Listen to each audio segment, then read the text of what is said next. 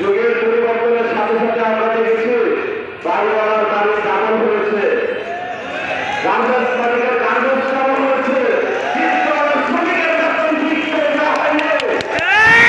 আমরা এই বৈষম্য চাই না, আমরা চাই যে শ্রমিক তার কম দিয়েছে, যে শ্রমিক তার ধান বাড়ি ফেলেছে তার সঠিক মজুরি দেওয়া হোক। যে শ্রমিকরা আমাদের এই সেরা বাংলাদেশকে বাঁচিয়ে রেখেছে, যে শ্রমিকদের রক্তের দামের ফলে আজকে এই সাহেবরা বাড়ছে, বিভিন্ন দামি দামি গাড়ি দিয়ে চলাফেরা করছে, এই শ্রমিকদেরকে সঠিকভাবে মূল্যায়ন করা হোক।